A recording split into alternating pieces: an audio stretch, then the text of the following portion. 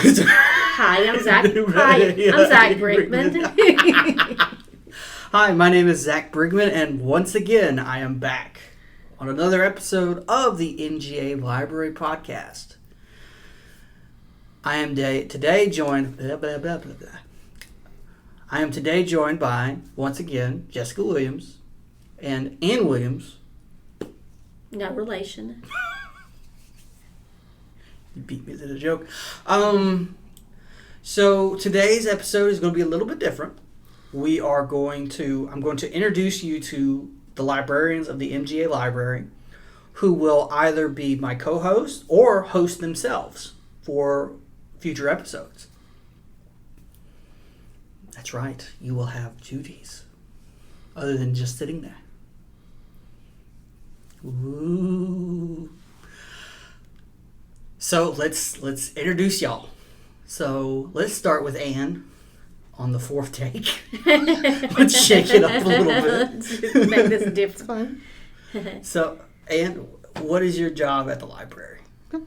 So my name is Ann Williams. I'm the Assistant Director of Library Services for the MGA Libraries, and I supervise library operations at our Cochrane, Dublin, and Eastman libraries of those campuses. And so that's what I do. Okay. And I'm Jessica Williams. I am a reference and instruction librarian here.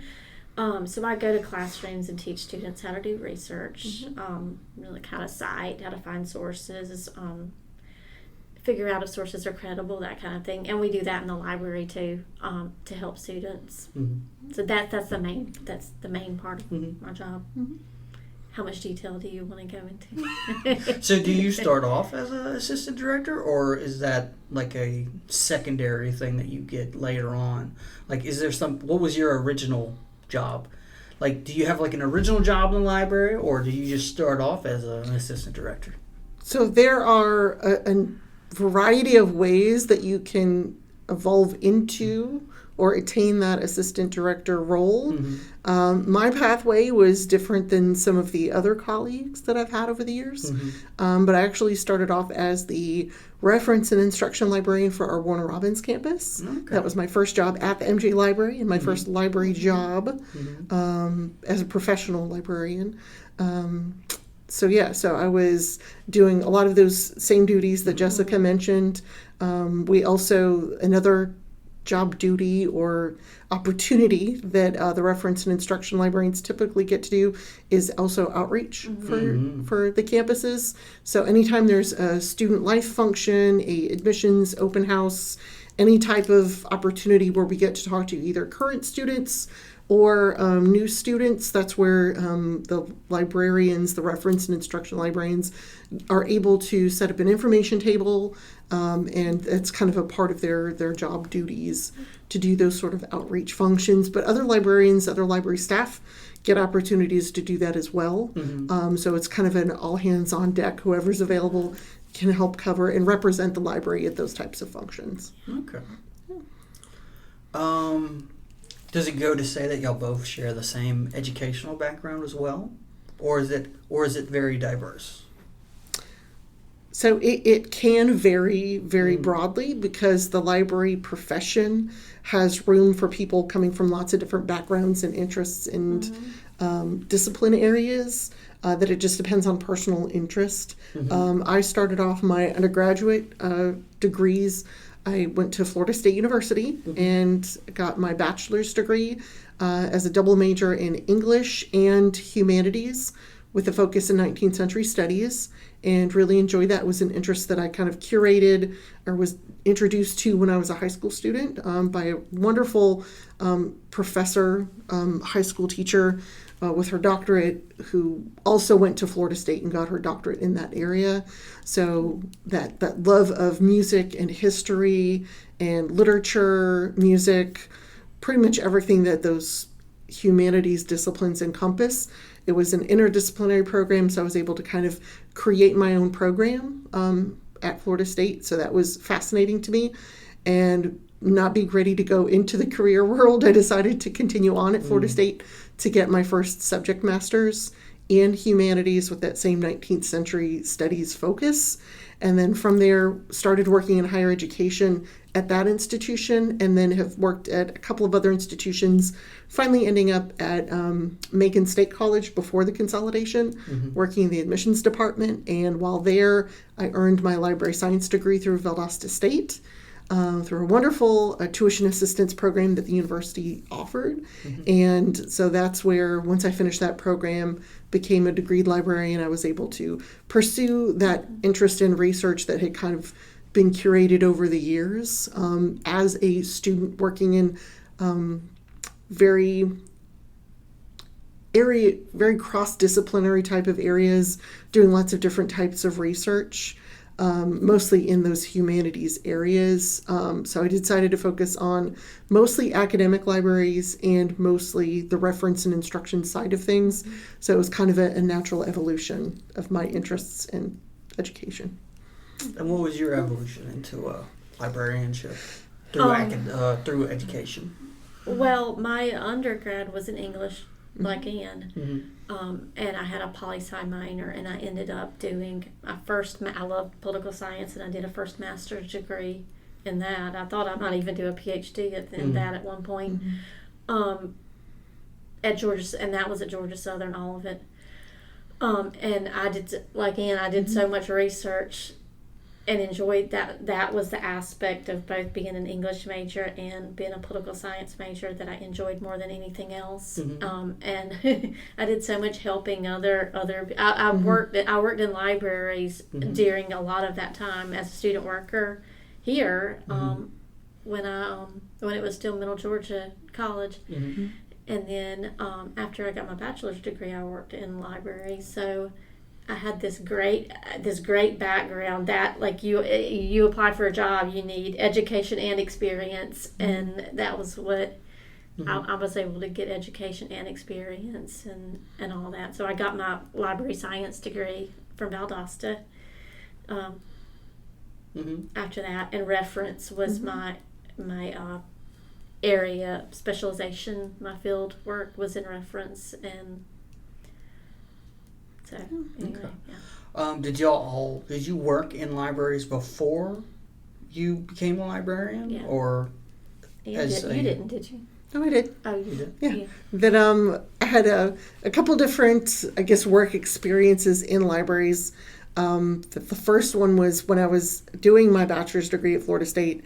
I was a library student assistant, so I would be the one that when they had lost books that they wanted somebody to go find, I would be the one that they would send up to go find those lost books, so that way we could make sure everything was straightened out, situated with them, reshelving books, those kind of day-to-day work that really needs to be done, that's very important. So I was a student assistant for a little while there, but at the time it never occurred to me that I could be a librarian or that I would want to be a librarian. I had other interests that I wanted to pursue. And then when I was, one of the other jobs that I had was at a small municipal library in Florida that I was using to supplement my full-time job income to help stretch. So I had a little bit of public library experience, a little bit of academic library experience, and most of the way through library school I was wasn't sure which path I wanted to take. And then my first job that I mentioned earlier, working at our Warner Robins campus, at the time it was co-located inside a public library. So I was able to kind of double dip and do a little bit of both. So I helped the public community who lived in Houston County who were visiting that library as a reference librarian. But then I would also help the college students who were attending that campus. So it was a little bit of both. And that kind of helped solidify and confirm that I wanted to work in the academic environment. And y'all both mentioned Macon State and Middle Georgia. So this was a merger between two campuses, two universities that made Middle Georgia State University. Right. Two colleges. It used to be Middle Georgia College and Macon State College, and then they merged. How long has it? Was maybe 10 or It's 12 been years. Yeah, it's been a while. It's been a while, probably longer than that. And when the two institutions were consolidated, they were both state colleges, or colleges. So then after the consolidation, the college was able to add graduate programs, and that's when it evolved from the college to a university. Okay. So it's been an evolution. So much like our careers have evolved over time and grown, so has the institutions. Okay. Yeah. All right. We've covered professional and education. Let's get to know y'all as people a little bit more. As librarians, I assume y'all like to read. What is y'all's favorite book? Yeah. Are we? Go ahead. Okay. Look Homeward Angel by Thomas Wolfe is my favorite book. It's like a semi-autobiographical Southern novel. I love it. Okay.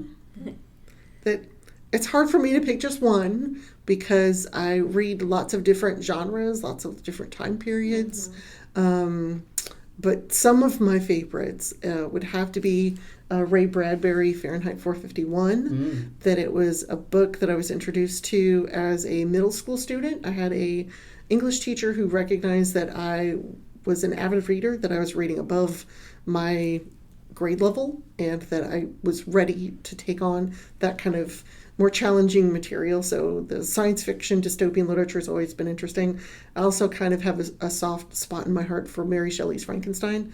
So that 19th century monster literature that was very prevalent at the time, I kind of have a soft spot for that too. So I've written a lot about it, a lot about Mary Shelley's writing. So. Mary Shelley does not get a lot of respect, as she deserves. I mean, she does get some, but not enough. Yeah. What is y'all's? Do y'all have like a favorite movie? I have two favorite. I mean, like that are neck and neck, and it's hard to pick between them. And one is both of them are on my wall in the office. One is Cinema Paradiso. It's like an Italian foreign language film, sort of a war set movie about the boys' love of movies and stuff.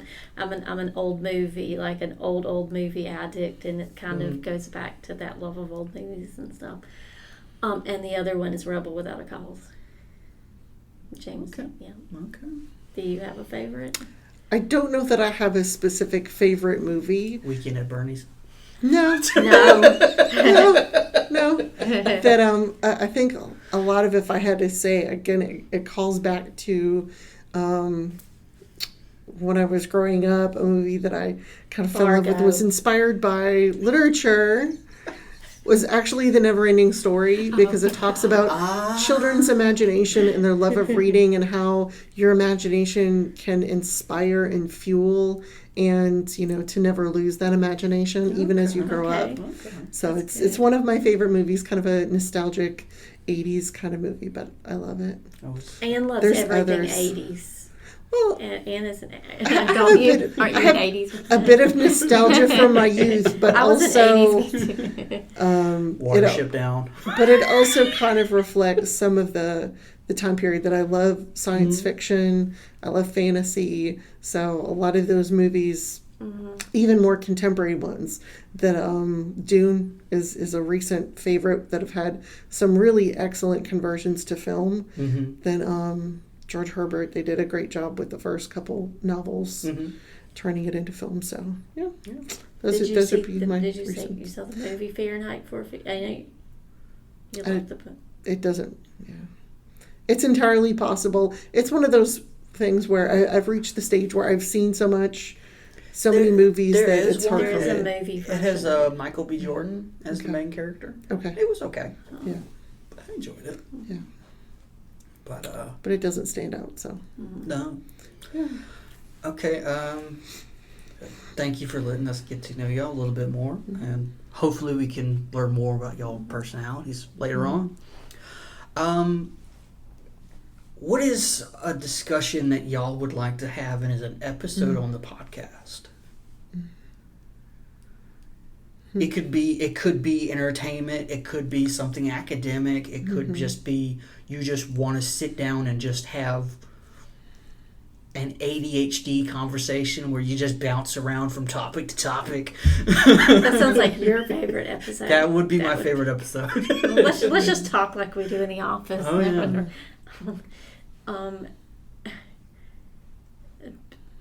academic freedom and censorship is a big issue, and that's and it can be an interesting one too.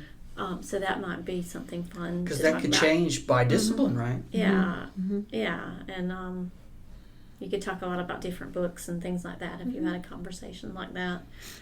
And it's very timely right now. I think it would be cool to do a survey or something with students and people that would watch, and to find out what they're interested in, to try to figure out those, like what you're talking about, things to direct it, so it's not scattered or anything, and find out what they're interested in and just go with that. Yeah, so my topic would probably be something that has been kind of a recurring theme of interest that I keep coming back to, is financial literacy and financial education, because I feel like so many people, it's a missed or a gap area for a lot of folks, that you aren't necessarily given all of the tools that you need to be a prepared adult in our contemporary world, because there's just so much, and so much of the jargon is very confusing and it's frustrating, and when you're in the midst of it, it feels very, very overwhelming. So to have podcasts where we can bring on folks that can talk about, their areas of expertise, or even share their experiences of like, do this so you don't make the same mistakes that I did, kind of an episode.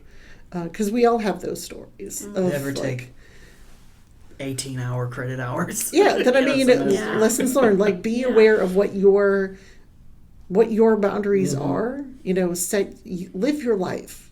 Do what you want to do, but make sure you're aware that every action, every decision has consequences. And that sometimes those consequences, if you make poor decisions, you're still paying for them 40 years later when you're trying to retire. So. And starting to plan early, and there's such a wide range of experiences when you're a student.